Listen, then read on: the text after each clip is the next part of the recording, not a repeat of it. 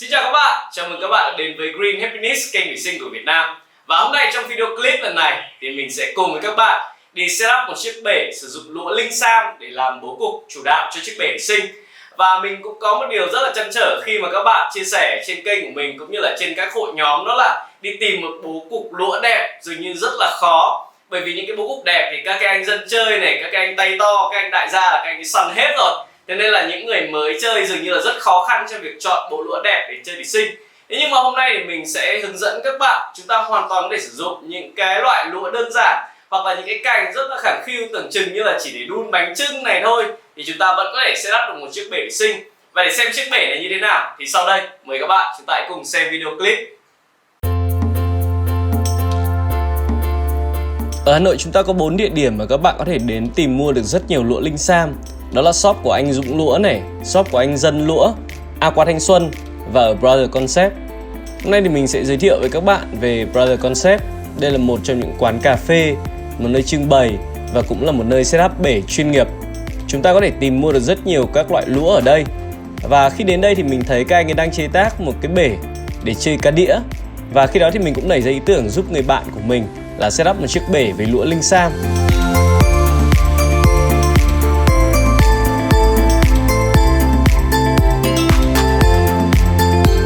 Chiếc bể của người bạn mình có kích thước là 90-45-45 và như vậy là mình sẽ dùng khoảng 3 cân lũa Linh Sam và mua khoảng thêm chục cân cát nắng vàng nữa. Lũa Linh Sam thì có một ưu điểm tuyệt vời, đó là nó rất nặng, nó dễ chìm, nó gần như là không ra nhớt, nó chỉ hơi bị ra màu một chút thôi. Và chúng ta có thể loại bỏ điều này khá là dễ dàng bằng việc thay nước cho chiếc bể thủy sinh của chúng ta. Tuy nhiên là Linh Sam bây giờ thì gần như nó chẳng còn những cái cành, những cái bố cục đẹp ngoằn ngoèo nữa đâu ạ, mà nó chỉ còn những cái cành thẳng khẳng khiu như thế này thôi. Vì thế là bể của chúng ta nhỏ, chúng ta chọn những cái cành nhỏ, còn bể to thì chúng ta chọn cành to hơn. Và về nhà sau đó thì chúng ta có thể dùng cưa để chúng ta cắt gọt bớt đi này, rồi sau đó chúng ta dùng keo này, chúng ta rắc mùn cưa lên để chúng ta tạo thành những cái mối nối. Các bạn chỉ cần dành ra một chút thời gian này, sự tỉ mẩn và cái khả năng quan sát của chúng ta là chúng ta hoàn toàn có thể tạo nên bố cục bể thủy sinh để chơi được rồi.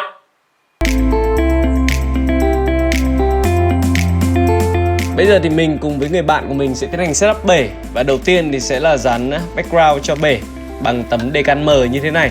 Mình cũng đã hướng dẫn các bạn rất nhiều lần rồi.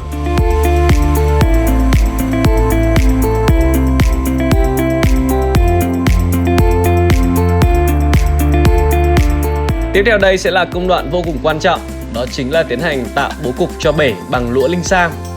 Và ở đây thì chúng mình tiến hành là gá những khúc lũa vào với nhau theo những cái ý tưởng mà mình đang định hình ở đây. Và sau đó thì chúng ta có thể sử dụng dây thít nhựa, chúng ta sẽ cố định tạm thời vào. Và sau đó thì chúng ta sẽ sử dụng giấy vệ sinh này, hoặc là cái phần đầu lọc thuốc lá, chúng ta sẽ gắn nó vào cái phần khe kẽ này và nhỏ keo 502 vào. Thì như vậy các khúc lũa sẽ được gắn chết vào với nhau.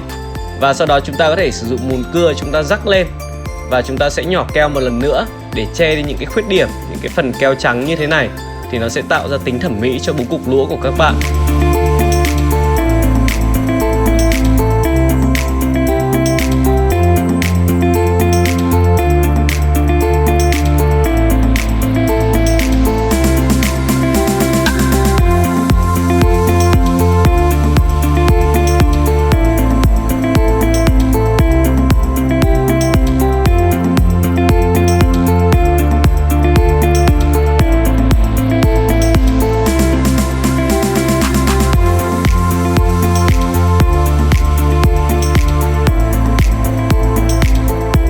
Việc tạo ra những bố cục này hoàn toàn dựa trên mắt thẩm mỹ của các bạn. Chúng ta hãy cố gắng tỉ mẩn. Ban đầu chúng ta cứ gá tạm vào với nhau để ngắm xem có ưng ý không, rồi sau đó chúng ta mới tiến hành gắn keo. Và nếu chẳng may gắn keo rồi mà chúng ta muốn thay đổi thì chúng ta cứ gỡ nó ra, không có vấn đề gì cả. Và đây thì mình đang tạo ra một cái bố cục theo cái kiểu là bạt phong đây, theo kiểu cây đổ đây. Những cái phần cây gãy đổ gập xuống bên dưới như thế này, sau đó tạo nên những cái phần bộ rễ để cảm giác trong bố cục trở nên hoành tráng, trở nên hầm hố hơn. Xếp lũa sau đó thì chúng ta tiến hành là đưa đá vào, chèn vào những cái phần vị trí chân lũa như thế này. Ban đầu các bạn cứ xếp đi, cứ xếp thật nhiều vào, sau đó chúng ta ngắm nghía để điều chỉnh làm sao cho nó phù hợp và cân đối.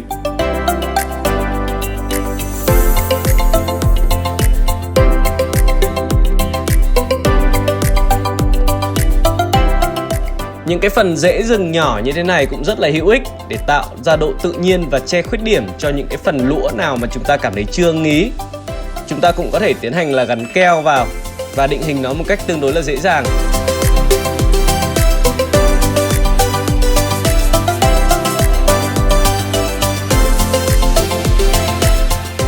Đến công đoạn trải nền ở đây thì ở bên dưới mình lót nham thạch, sau đó thì mình trộn với cả cốt nền JBL và phía trên thì là phủ Gex. Việc lót nham thạch ở bên dưới vừa có tác dụng giúp thoáng nền và vừa giúp đỡ tốn phân nền. Phía trước chúng ta rải cát, còn phía sau thì chúng ta sẽ đổ phân nền. Với cách thức làm như thế này thì chúng ta có thể tiết kiệm được phân nền. Một chiếc bể 90-45-45 thông thường có thể phải dùng tới 3 hoặc 4 bao phân Gex, nhưng ở đây mình chỉ dùng tối đa đến 2 bao phân Gex 8 cân là thoải mái rồi các bạn ạ. Và mình nghĩ rằng đây là một cách để giúp các bạn tiết kiệm. Chúng ta có thể tạo bố cục để tiết kiệm phân nền, chứ thay vì đừng tiết kiệm theo kiểu là vì là không có nhiều tiền chúng ta mua loại phân nền rẻ hơn thì mình cũng không thể đánh giá được hết chất lượng của nó. Phân nền Gex là loại phân nền mà mình đã sử dụng trong rất nhiều chiếc bể thủy sinh của mình rồi, và mình nghĩ rằng các bạn hoàn toàn có thể tin tưởng khi sử dụng nó.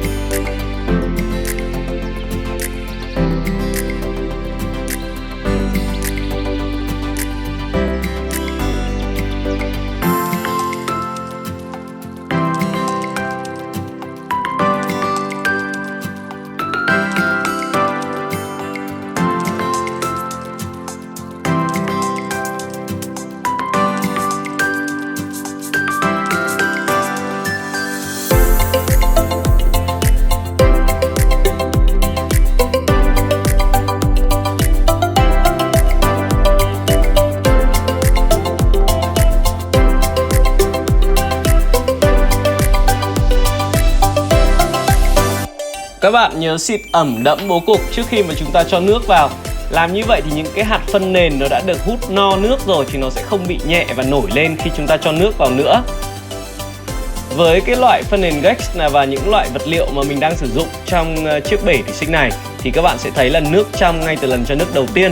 Tuy nhiên là khi các bạn cho nước vào, tất nhiên nó sẽ hơi có một chút váng, thì sau đó thì chúng ta có thể là mặc kệ nó, lát nữa chúng ta cắm lọc nó sẽ hút hết vào phần lọc váng, hoặc là chúng ta có thể tranh thủ chúng ta dùng dây ống nước chúng ta hút ra ngoài cũng được.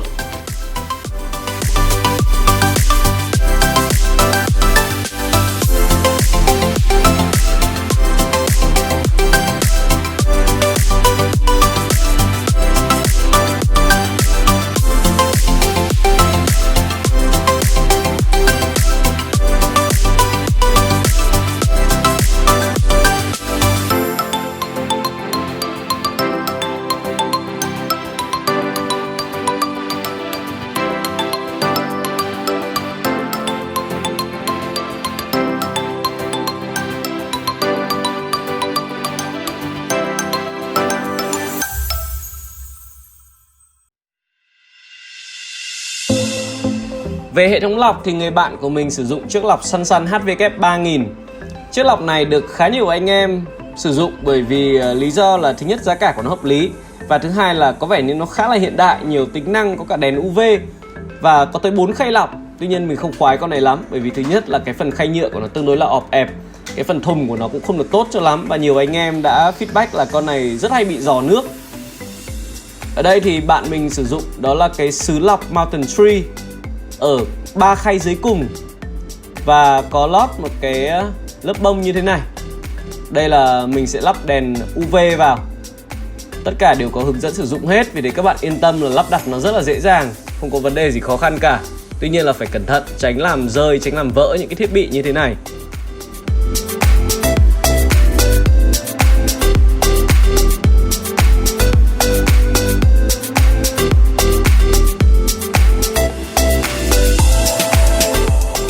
Đối với khay trên cùng thì bạn mình sử dụng là 2 lít vật liệu lọc Matrix, và đây là loại vật liệu lọc rất là tốt và mình cũng khuyên anh em nên sử dụng. Nhưng mà nếu mà chúng ta không có điều kiện, chúng ta cũng đừng cố mua nhiều quá làm gì cả. Chúng ta chỉ cần dùng 2 lít thôi là chúng ta có thể đủ cho một chiếc bể 90-45-45 rồi.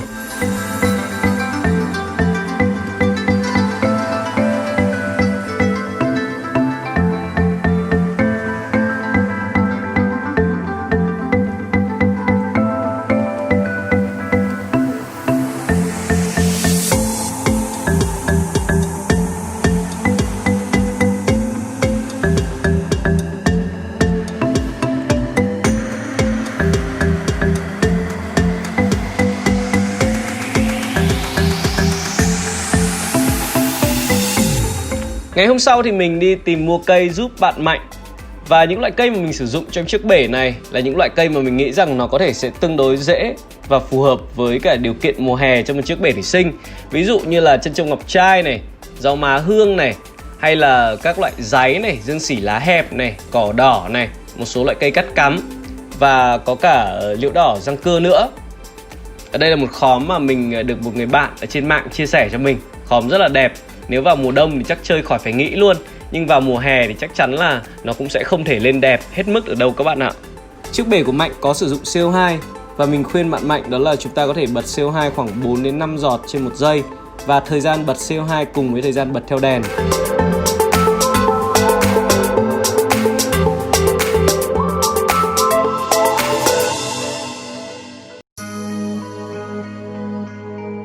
Với những người mới chơi thì mình cũng khuyên các bạn là chúng ta có thể rút hết nước đi và sau đó chúng ta tiến hành trồng cây.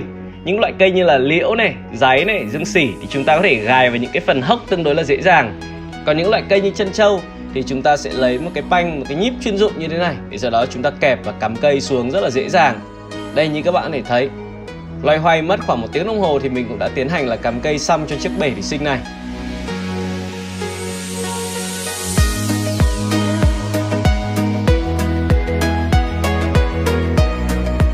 Sau khi đã trồng cây và vào nước xong thì chúng ta có thể sử dụng một số loại dung dịch để xử lý nước. Ví dụ các bạn có thể châm thêm vi sinh này, các bạn có thể châm thêm các loại vitamin để giúp kích thích cây phát triển. Còn nếu các bạn chưa có kinh nghiệm thì tốt nhất là chúng ta đừng nên sử dụng phân nước vội, có thể gây ra tình trạng diêu hại, bùng phát và chúng ta không thể kiểm soát được. Sau khoảng 3 đến 5 ngày thì chúng ta có thể thả thêm các loại như là ốc Nerita này, hoặc là sau khoảng 1 tuần thì chúng ta có thể thả tép ăn rêu này, thả cá bút chì, thả cá ô tô. Còn những loại cá cảnh đẹp cho bể thủy sinh thì mình khuyên các bạn sau khoảng 2 tuần hãng thả.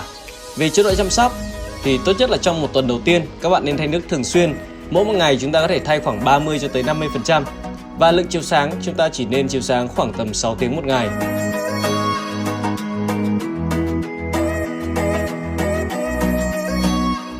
Đến đây thì video clip của mình xin phép được kết thúc. Cảm ơn các bạn đã chú ý theo dõi video clip của kênh. Đừng quên đăng ký kênh để có thể xem được nhiều video clip hơn nhé. Cảm ơn các bạn đã ủng hộ và hẹn gặp lại trong những video clip sắp tới. Xin chào tạm biệt.